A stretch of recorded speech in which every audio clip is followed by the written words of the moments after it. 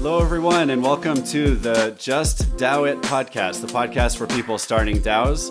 I'm Adam Miller, and I'm your host. I'm the CEO of MyDAO, which provides legal entity solutions for DAOs. And prior to starting MyDAO, I did consulting for people starting and operating DAOs. First of all, I want to welcome our guest, Samantha. It's awesome having you here on the podcast. As I think you know, you're one of my, if not my favorite writer in the DAO space. You have so much awesome content, great tweets, great takes, and just really excited to have you here on the podcast. Please give a brief introduction to yourself and what makes you an authority on DAOs. Thank you. Thank you for having me today. I'm really excited about this. So I'm Samantha Marin. I'm a writer in the crypto space, the DAO space specifically. I got my start in Bankless DAO and started a newsletter called Quorum, and now I work at the Aragon project, and I do communications, writing, governance, that kind of stuff. Nice. Love it. And what is the Aragon project for people who don't know?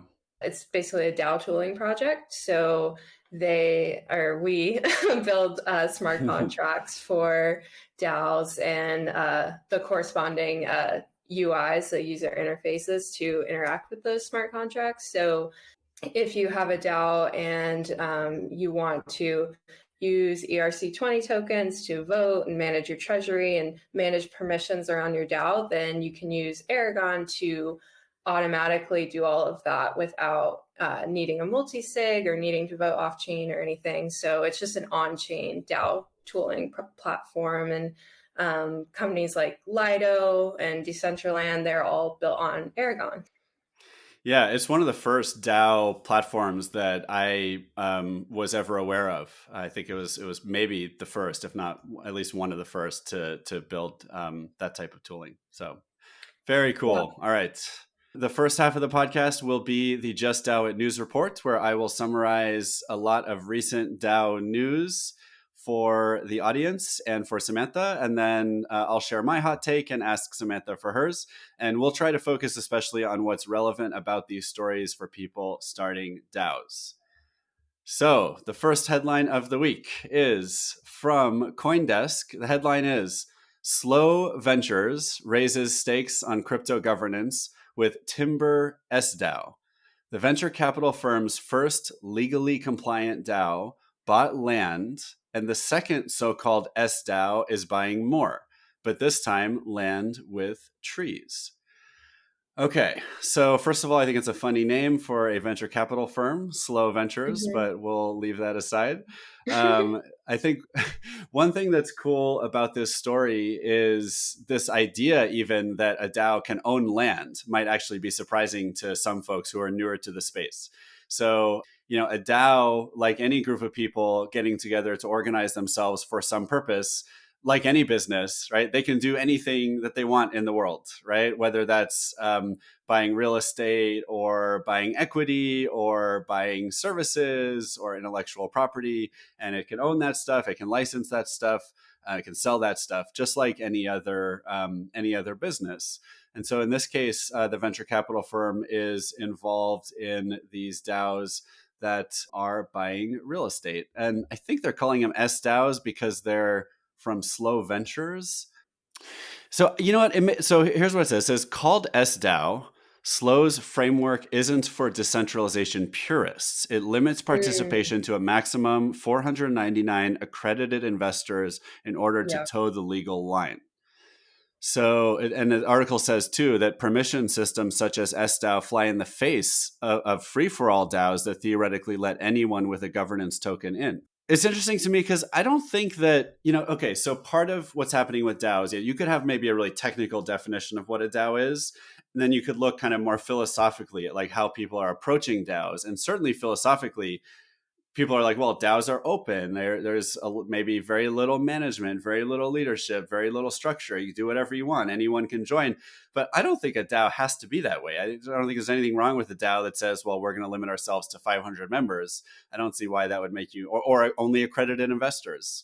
I don't know. To me, that doesn't make it any less of a DAO. And it looks like sDAO is using a governance toolkit created by a company called Nation, or a project called Nation, which is based on the Solana blockchain. It is Eric, do you know, is Aragon? I assume it's focused on Ethereum and Ethereum compatible blockchains.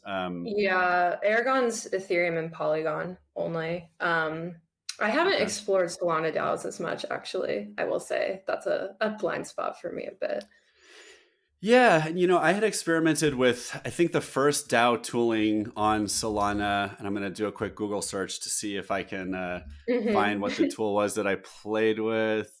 But Squads. I think it was Squads, and Ooh, heard that. this was like, yeah, it was a few months ago, and it honestly was just not anywhere close to the capability that I saw in DAO tools on Ethereum and Ethereum compatible chains.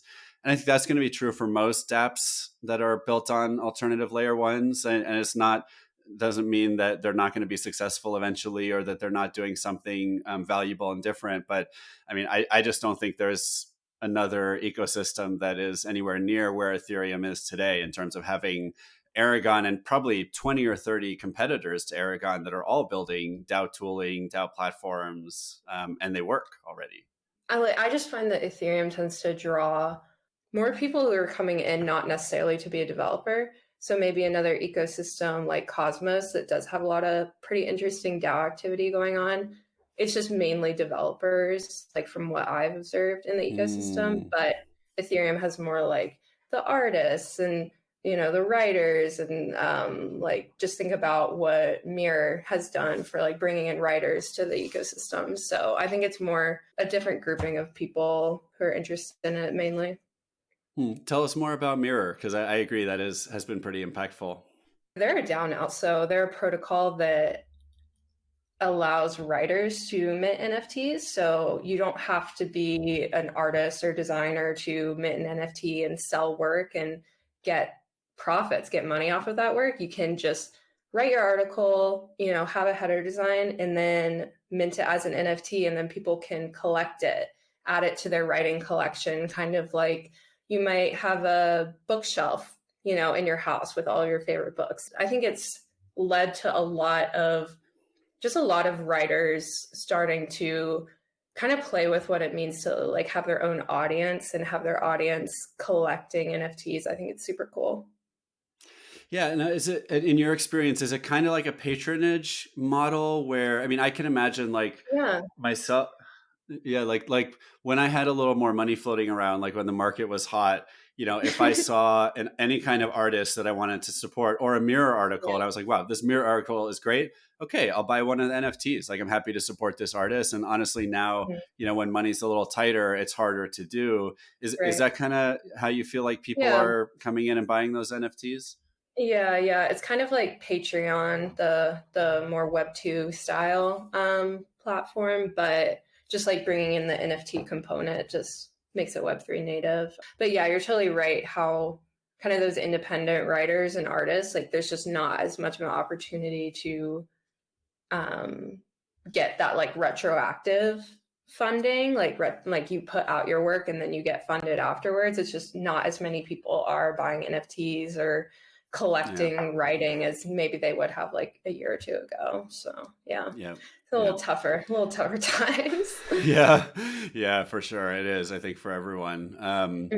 Okay. Next article is from bigthink.com. The headline is DAOs, the end of bosses. DAOs Oh, don't have a C suite. How are they led? And I'll read, this is actually a audio story. The summary is just a few sentences, so I'll read the summary. DAOs are decentralized autonomous organizations. They are decentralized because there is no hierarchy. They are autonomous because people are acting on their own without top down instruction. And they are organizations because they are not companies. DAOs are bringing a culture that we have never had before. They're part of Web3, which is based on decentralization. Leadership within a DAO looks very different. Since there is no hierarchy, successful leadership requires an ability to influence others and to build coalitions. I'll let you go first, Samantha, because there's a lot I can disagree with and pick apart here. yeah. But I'm curious what you would go after first, or if you agree with the Um, author. I wouldn't agree with any of the acronyms, unfortunately. Um, but exploring working without hierarchy is like the most interesting part of DAOs right now. One of the most interesting parts of DAOs. There's no single. So like they're totally on in that way. Like it's super, super interesting to explore how you can work in a more teal organization style. Like that's kind of the philosophy of, self-management and people giving feedback to each other as opposed to a boss telling you what to do. It's more of like a peer-to-peer thing.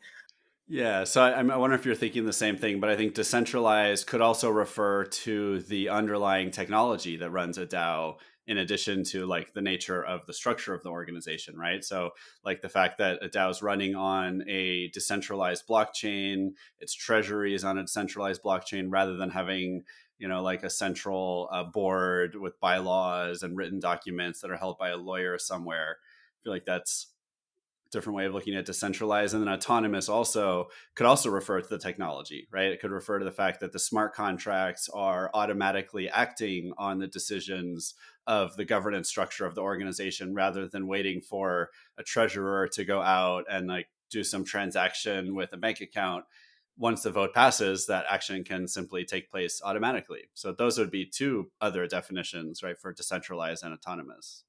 I usually think of autonomous as kind of making your own rules. So like an autonomous state or something, they have full autonomy to make their own rules, decide how they operate. And so that autonomous piece is what gets super tricky when DAOs are trying to become legally compliant, which about because from my DAO, of course. But like trying to stay entirely autonomous and also find a way to protect the liability of contributors. That's a whole thing. So yeah, interesting. Yeah, right. So that the whole issue of like, how do we make sure we get the protections of the legal system that are necessary to do certain things in an organization, but not let those things also make us too centralized and, exactly. reduce Or kind of like some of the benefits. not, yeah. Or how do those things make you lose your autonomy as an organization where you just have to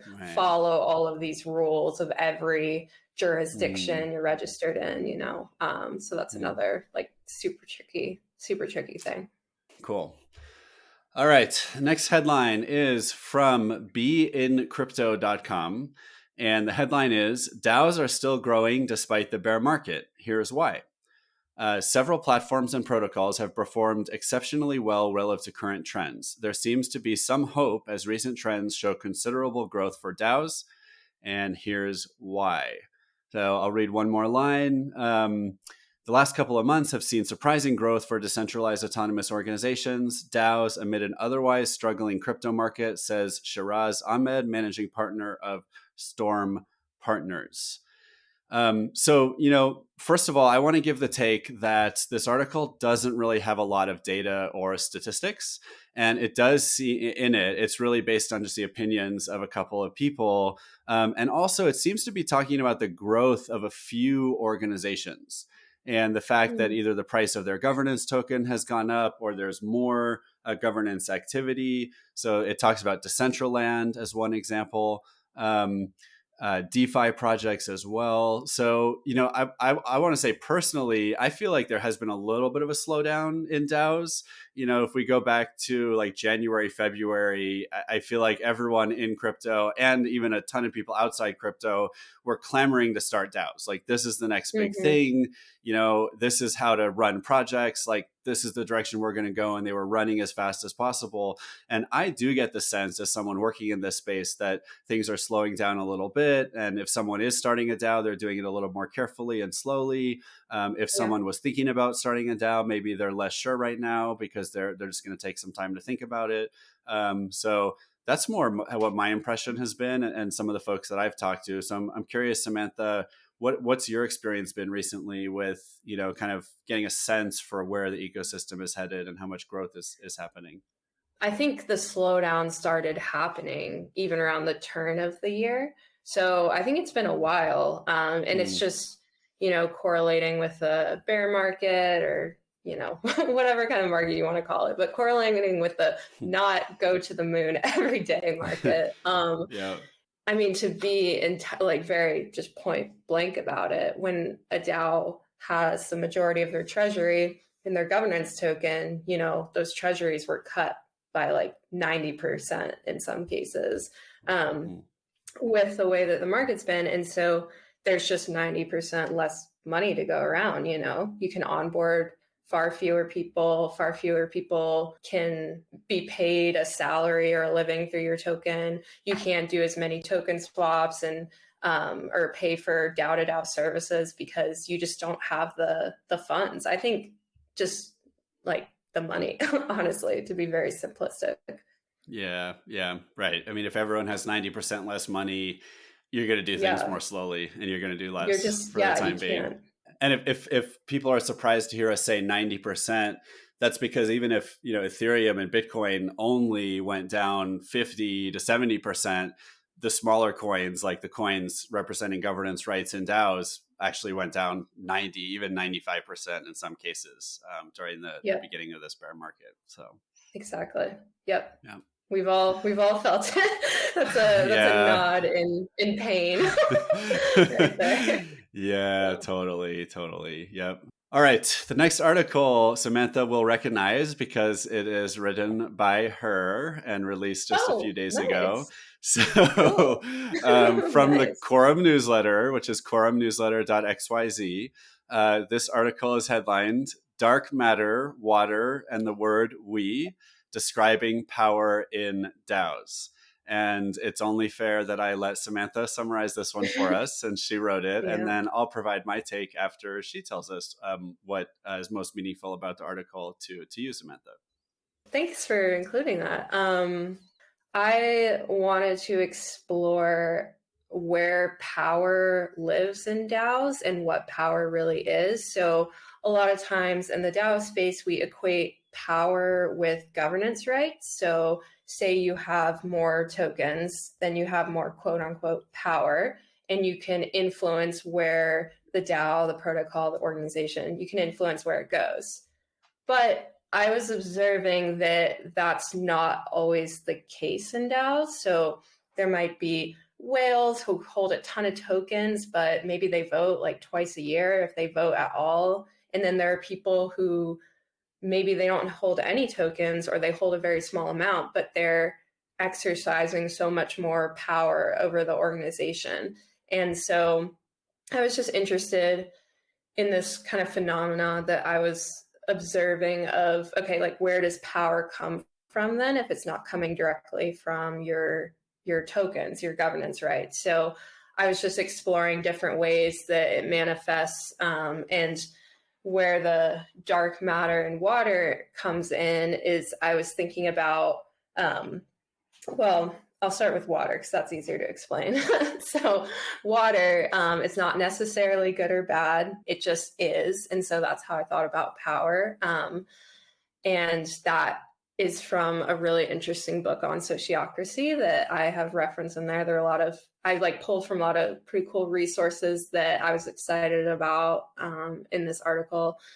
So, yeah, water just flows. If you don't direct it somewhere, it's going to flow somewhere. So power is going to accumulate somewhere. You can use water as an analogy of it's going to like puddle and pool if you don't direct it. But then how I got thinking about dark matter is I was thinking about how power is so hard to see, and it's you can only see it based on how things are moving around it. So dark matter is this thing that exists in the universe that changes the way that planets orbit, it changes anything in the universe, it changes how it moves and functions. And the only way you know it's there is because how other things are moving around it. So I was thinking about how maybe you're reading a forum post and you see that one person comments one thing and then the whole tide changes. And you're like, who is this one person? You know, they're not the founder. They're not someone who holds a ton of tokens. Like what caused their power to like change everyone's orbit around them, you know? You know, so first of all, those are beautiful analogies. So I love that. one thing I'm curious about, and I'll relate it back to the article we read earlier that said that DAOs have no hierarchy. Isn't it Hmm. possible that DAOs, even if there's no hard power, visible hierarchy, that a hierarchy does develop around like the water and the dark matter, right? Like, you Definitely. know, Yeah. right? So like even if you don't give a central group of people more votes, you may have a Hmm. central group of people that actually does have more social power. And I Right. guess I go back and forth in my own mind about like, is that bad? Is that just human nature? And I mean, human nature Right. could still be bad, but like, is it actually just, is that the natural order of things that we'll never get away from? Like, put a group of people together and like if for some particular purpose or situation, some of them will have more power than others. And it's not necessarily a bad thing, right? Maybe that's just natural and fine. It's definitely not a bad thing inherently, until that group of people starts using their power in a way that like directly harms another group, right? Like having power is not. That's why I love the water idea, from, I think it was Ted Rao. Like, you can't say that water or power is inherently good or bad. It just exists. And yeah, what you're saying about kind of the like shadow hierarchies, the background hierarchies, those totally exist, and they're always going to exist. So the question is just, how do you design your governance so that the right people, and when I say right people, I mean like your DAO contributors and your token holders and your stakeholders, all of the people who have an interest in the DAO. How do you design it so that they're getting their voice out in the way that needs to be gotten out, right? So like an investment DAO, you probably want people who have the most investment in it to have the most voice, because they're the ones who are going to lose all their bags if you invest in like some moon coin that doesn't do anything, right? Um, and so that would be an example of like, we're going to directly give more governance rights to people who have more money in the system. But then there are so many other variations of that, of where you're just like want completely different designs. So like I kind of came to the conclusion in my article that power itself probably cannot be explicitly designed for. You just have to navigate it. So I'm still exploring that. I just I don't know how you could design for power, honestly. Still working on Yeah. that. If you have ideas, let me know. Well, so it So. sounds like, to use a similar analogy, I mean, it's like you can't, let's say there's a river flowing towards you. You can put Mhm. like some like canals or like channels or like pathways in the Right. ground. You could put up a dam, you could put up barriers, you can create structure that will influence how power flows through your organization and what it ends up doing. But that doesn't mean you're changing the laws of physics around the way water flows, right? Or the way Right. power is used. So yeah, Right. that's kind of what it sounds like to me. And so I mean, I guess if when you're when you're creating a governance structure, and maybe equally importantly, when you're setting the mission, right? Because Mhm. there's the governance structure. Yes, there's like the voices of the people, but sometimes the organization is not even just about the people and their interests. It has some stated purpose Right. that it's built to try to achieve. And so maybe you create a governance structure that will try to funnel human nature and power and resources towards achieving that goal, despite whatever the individuals may want for themselves. But still, you're Right. kind of just building the groundwork that the power will flow through, following its own rules. Yeah, Yeah, that's really cool. interesting. I like that. All right, awesome. Well, that's great. Everyone, definitely check out. We'll talk about it more later, but check out quorumnewsletter.xyz and subscribe. Lots of really great articles Samantha writes there. Next article is actually a tweet thread from Coordinape. And I'll read just the first tweet here to start. Decentralized teams need Web3 native tools built by people who know how DAOs work and how they can be better. Today, we are proud to introduce CoVaults, built by our decentralized team for your decentralized team. So first of all, for those who don't know what Coordinape is, Coordinape is one of the most popular tools in the DAO ecosystem. And one of the coolest things I think about this story is that Coordinape started out as just a web tool. There was nothing inherently like Web3 about the way it was built. It was a tool where you would tell it, here's a group of people that have been working on something or doing something together. And we're going to give everyone, let's say, 100 votes that they can assign to the rest of the group based on who they think deserves credit for the work that was done or reward for whatever situation just happened. Right. And so, as a way of, let's say 10 people were doing this, each of those 10 people had just worked on a project together. They're going to give more votes to the people who contributed the most to that project. And then at the end, what the DAO would do is give rewards, whether it was like dollars in crypto form or native governance tokens, proportionally to who got the most votes in that Coordinape round. So as a way of kind of crowdsourcing, like who deserves the most credit for whatever went on. And that, but then you were manually executing it, and you were, giving out the tokens to those people. What Coordinape has done now is they've actually built a Web3 tool that allows for these types of like gift circles or whatever you'd like to call them, and other ways of paying contributors to actually take place on chain in a trustless manner rather than doing the voting and then executing it yourself. Now you can actually have the system operate fully on chain. You do your votes. You run whatever process you're looking to run, and then people automatically get paid. So I'm really excited about this. I certainly haven't tried it yet. This was just about a week ago that this came out. And I'm really excited to see people continue to use Coordinape and use it to make their DAOs better. Any reactions to this one, Samantha? Yeah, I loved using Coordinape.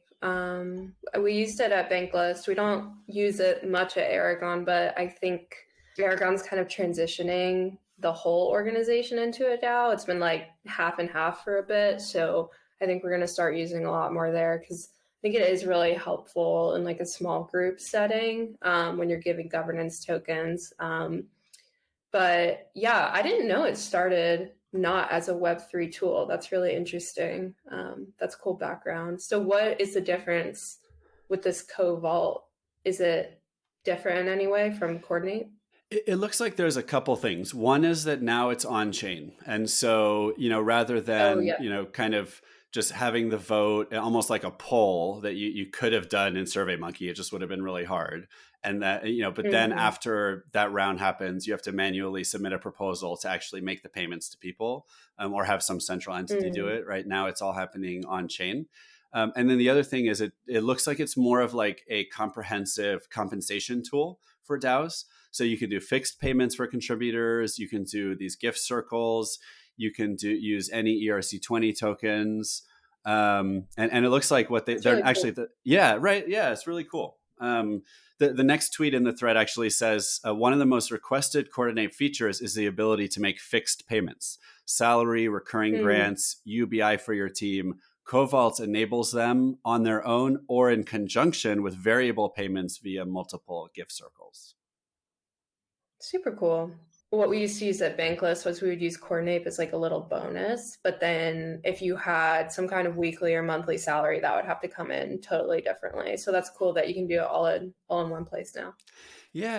And I wish I could remember what podcast I heard one of the founders of Coordinape speaking on, but it's just a cool story too. It was this, I think it's a couple who started Coordinape, and it was one of these things where like, they just did it because they were in a situation where it just made sense to try to do this like one time. And people loved it so much that suddenly other people started asking them, hey, can we do this too? I was like, sure, we'll just like jerry rig it together so that like you can do it too. And it just spread like wildfire through the DAO community because it was such a sought after capability. And so, and I love the fact that it was so bootstrapped. Like it wasn't like they said, okay, let's spend 2 years building the perfect technology for DAOs and then we'll launch it. It was like, let's just start simple, build this like basic thing that people can use today. And now, 2 years later, it's evolving into what sounds like just incredibly valuable. I'm sure VCs would love to fund it. I don't know if they need funding or if they're accepting it, but it just Yeah. seems like what will be a leading technology in the DAO space, especially now that it's all Web3. All right, we will do one more story. This one is from Metropolis, which is at metropolis.mirror.xyz. And the headline is Orca Protocol is now Metropolis. We're excited to share that Orca Protocol is rebranding to Metropolis and opening up pod beta access to a select group of DAOs. A couple interesting things about this article. First of all, Orca Protocol is another one of the early-ish, maybe not as early as Aragon, but an early-ish DAO platform. And it's always been organized around this concept of pods, which it comes from the world of whales, like orcas, as their former name implied. And in this article, the authors talk a lot about how they see DAOs as being like cities. So, and they actually say, like many say DAOs are like companies, but we see DAOs being more like cities. And I really like this analogy because often when I'm trying to explain what DAOs are to people who are new to the space, one of the ways I describe it is that it's like combining a democracy with a company. So like a democratic government with a company, and kind of like taking some elements of one and some elements of the other and putting them together. At the same time, I think kind of like you said earlier, Samantha, that DAOs exist on a spectrum, probably many spectra. This is another one where maybe some DAOs are more like cities and some are more like companies. I also wanted to call this out just because the founders of Orca Protocol are also really awesome. They're prolific tweeters and writers. And so this is another really cool just to check out and find some people to follow if you're new to the space. But yeah, Samantha, what do you think? Are DAOs companies or cities, or can they be either? Yeah, I read that article. It was super interesting. Yeah, I mean, Bankless DAO feels like a city, when you're inside of it. Like it's so huge and it's just like expansive, and it feels like there's, like a city square where everyone comes together, and it feels like you go off into your little kind of suburbs to do your day-to-day work. But then Aragon feels a lot like smaller, it feels a lot closer to a company because it's like more of, we're going to ship a product and we're going to develop a strategy around this product. It feels more like a company, whereas Bankless definitely felt like a city. So I think it kind of depends on your goals. But yeah, I think the city thesis is so interesting. And I think I saw on Twitter, it's like kind of in line with the network state stuff, the Balaji network state book. So I think that's super interesting, just thinking about the future of DAOs in that way. Because it's like, does a city have teams like shipping things and having like a strategy, whereas Bankless DAO is like a lot of like small teams shipping things, whereas something like Lido DAO is like, we have one thing. You see what I mean?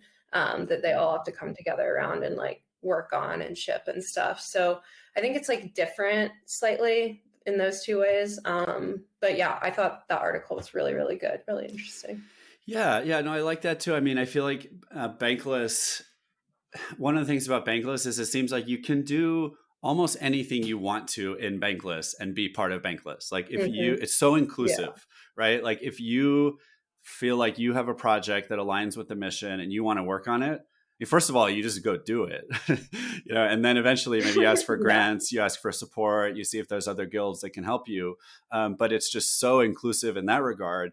Whereas I imagine a project like the Aragon DAO, like there's a mission, there's a vision, and like people are probably going to try to keep you relatively on mission. And so, so that does seem like a big difference, right? Definitely. If I think about cities, the city tries to give you the freedom to do whatever you want in the city, right? It's not telling you if you live here, you have to do things a certain way. So that does seem like an important distinction. And this was something I like pushed back a bit in Bankless. I was like, okay, so like, how are we funding things? Like, are we going to like do all the guilds pay like a tax to their DAO or something to keep being able to exist? Like you come into these issues of like funding like a public space. Like if the DAO is kind of a public space, it's like, is it something that everyone just kind of maintains because they enjoy it and they love it? Like maybe you have like a park in your neighborhood. Like, is that something that like, I'm thinking of an example like those like self-growing gardens, like you go and you grow couple different types of vegetables and you all kind of share the garden? Or is it something where you have like a central city planner coming in and saying like, we have a playground here, we mow the grass here, you know? So I think like a DAO, like a city, has to think a lot about like maintaining those public spaces and like those bonds between guilds and suburbs and stuff. I think it's like a huge challenge, honestly. Interesting. So I know we'll get more to your background soon, but what's been your experience with Bankless? Were you around Bankless pretty early on, or what's your journey been there? That was how I got into the DAO space. I joined in summer of 2021. So I'm still kind of pretty new to the DAO space. Have been working in more the traditional startup world and, working a lot and not, it was like pre VC, pre-fund kind of thing. So I was working a lot, not getting paid very much. And I was like, okay, maybe I should ask for equity, right? Because I'm working a lot. I'm not really getting money. I should probably ask for equity.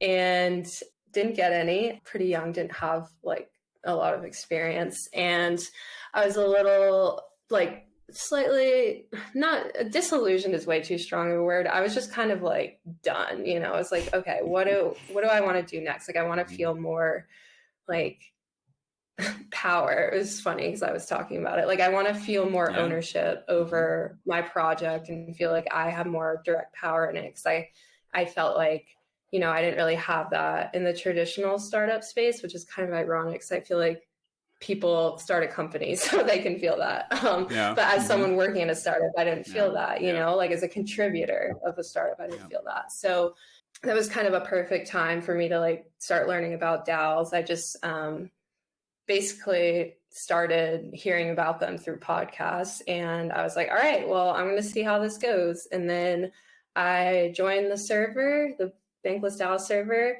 and I think I introduced myself and I got a tip for the governance token via Collabland, which was our integration.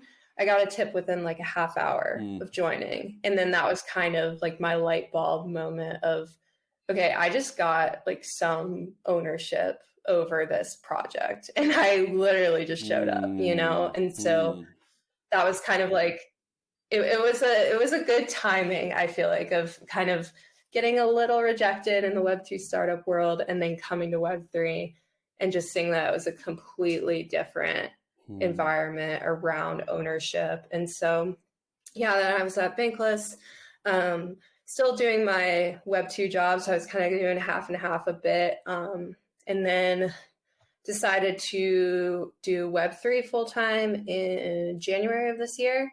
Was doing Bankless and kind of looking around for where I'd be able to get like a full-time gig. And I joined Aragon in May. So it's all been really fast, actually. It's been just like a year, actually. Cool. Well, that's such a powerful story about, asking for equity, hearing no, and then, soon after you're basically getting equity in a DAO that you just met like days ago. Yeah. So. I mean, they didn't, I just showed up. I just gave it.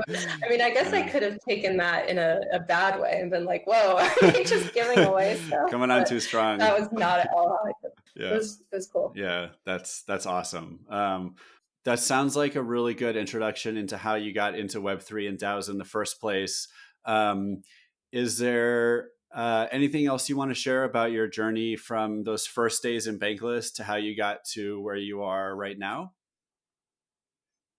I initially joined as a writer because I wanted to, have ownership, like I said, have more ownership over the project I was working on.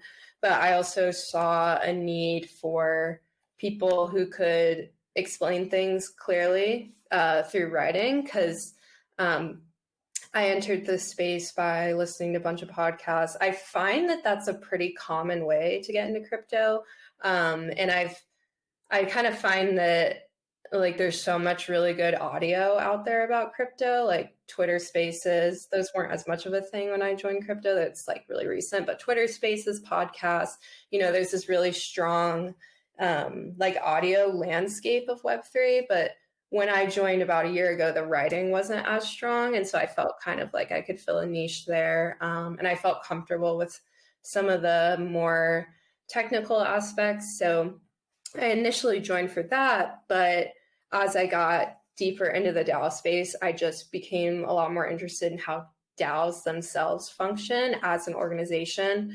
So I just realized that I wanted to, keep like writing is what I lead with, right? Like that's my my main skill set. But I wanted to go more into the governance side, go more into the tooling side, and work on improving DAOs as an organization rather than just observing them and writing about them. I wanted to be involved in improving them. So that's kind of how I ended up with Aragon. And then I write my newsletter to be kind of like an observer as well, but also share my opinions on how they can improve.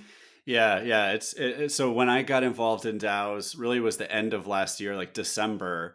So like you actually kind of knew, although even being in the space for almost a year feels like it's longer than most people now because people are joining so fast.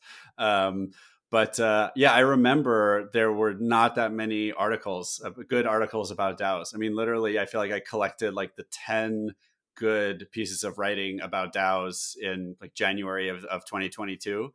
And now, in the last, 4 months, you've probably written more than 10 articles yourself about DAOs. So what projects are you working on right now and how do they relate to DAOs? I'm with Aragon full time, so I'm mostly working there. And then, my newsletter is really just my way to kind of have my own space to share my opinions and ideas, because I find that a lot of crypto writing and a little bit in the podcast space, things aren't as centered around forming an argument about something. People talk about a thing and kind of like talk in circles around it, or they'll write about a thing and just like do a flyover of it, or write about what other people's opinions are. And this is just like my writing background coming in. I was like, where's your thesis? I was like, what are you saying? What is your argument? And I feel that way, sometimes listening to Twitter Spaces and podcasts and stuff. So I just wanted a way to like really develop kind of clear arguments about DAOs. I think you're right about that. I mean, and to your point earlier, I think part of what makes audio so good for people that are new to the space or just getting into the space is even just that people are just talking about what's going on, right? Thesis or no thesis, you just need to hear people communicating about this stuff to pick up on what's the language people use, what are the concepts, what are the tools you hear people talk about all the time.